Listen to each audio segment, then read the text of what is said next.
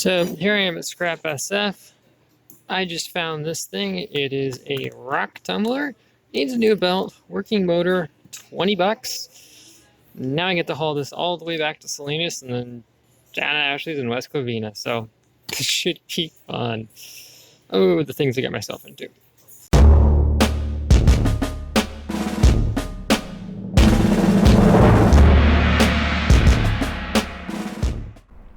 Okay guys, so here is an update on the tumbler base. To get to this point, what my dad and I have done so far, and shout out to him for a lot of help on this, is we initially took and just carefully wire brushed and scraped off as much of the loose rust and crap that was on here.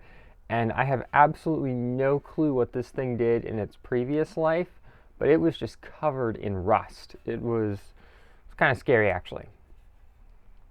Then after that, we stuck this into what's called an electrolysis bath, where we have water with sodium carbonate, also known as washing soda, and we hooked up a negative lead from a car battery charger to the rusty metal part, and then we had a steel plate in here that was our crap collector, if you will, and that had the positive lead. And because current runs opposite of voltage, it runs negative to positive. It was taking all the loose, rusty crap that was on here and moving it up to the plate. Now, a couple of things to keep in mind when you're doing that: if your collector plate gets dirty, it will not work as efficiently. So every 8, 12, 24 hours, whenever you feel like it, go over there, pull it out, scrape off all the garbage that's collected on it, and repeat. Also, if you're doing this, do it outside because you're effectively breaking down water. You are producing hydrogen and oxygen, and if you were to do it in an enclosed space for a long enough time, you do run the risk of creating an explosion, so just do it outside. It's also a little messy. Now when that's done, it takes the rust and puts it into a more stable black rust oxidation state. So it's the same as black oxide on steel effectively. It's a form of rust, but it's a very stable form of it. So after that, what we did is we came along with some hydrochloric acid, also known as muriatic acid, brushed it on here, let it sit for a few minutes, and then wiped it off. Now, you can see there is a little bit of light surface rust. There's also a couple of spots where I can see through the thing. Slight bit of a bummer, but you know what? It's still usable. The plan is, when I eventually give this to Ashley, what she's going to do is she's going to have cut a piece of wood fit in the bottom here. That's going to be sealed, and we're going to epoxy that in, put some feet on it. That'll help brace this up and provide a good mounting surface, and we won't really have to worry about the holes anymore. So the next step for this is I'm going to come along to prep the metal, and I'm going to use some of this Loctite extended rust neutralizer. It converts light rust into a paintable surface. I've used this in the past, and it actually works really well. I do recommend using this outside and wearing a mask when using it though, as it does have some slightly nasty chemicals in it. Then once that's done doing what it does best, we're going to come along with my favorite brand of paint. We're going to use some RustOleum self-etching primer. Only reason why I'm using self-etching primer is I'm going to be putting a couple of coats of primer on this, and I want to make sure it sticks. Self-etching primer has phosphoric acid in it, and it will literally etch the surface of the metal to make it bond better.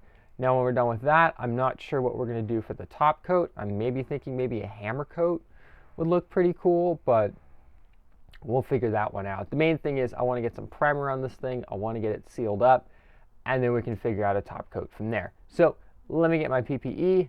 Let's go outside and let's paint this up.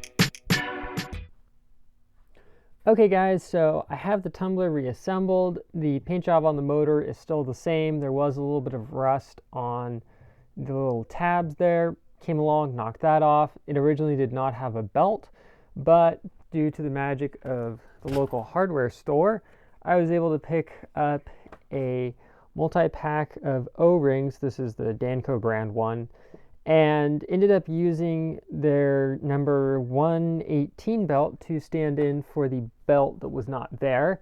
It's right here. It seems to fit fine. It was a little bit tight at first, but I think it'll stretch a little bit with time and it works fine. For the rollers here, they have a little bit of rust. I just stuck that on the lathe and spun it really fast. That seems to have helped a lot. And I also put some of that rust neutralizer on there just for good measure as well. Now, the paint job on this, it definitely is rough, but that's just the surface pitting that was on there already.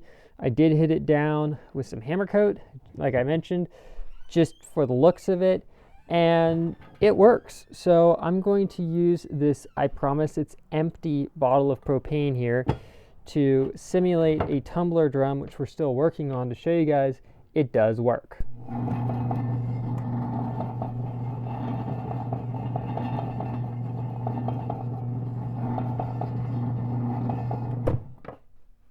So what we are actually going to use for the tumbler drum on this is to be determined. Ashley and I are considering options such as 3D printing a drum, using PVC pipe, or even just breaking down and buying a drum off the internet. We'll see. The main thing is we want something that fits on here. It's going to be durable and will last a good long time, because obviously a tumbler drum is going to see a lot of abuse. So overall, this project was not super hard. It was definitely a good investment, as I'm assuming the tumbler that this was easily retailed for $100, $150 plus. And even though I paid 20 bucks for it, the motor itself and the rollers are probably worth that. And the money also went to a really good cause up in San Francisco. If you're ever in the area, definitely check out Scrap. They're definitely a very unique resource that has some very interesting items there. I mean, you can find just about anything if you look hard enough and you get lucky. So next step for this is it needs to go down to Ashley's place, and we'll pick it up from there. See you guys later here on Make It with Calvin.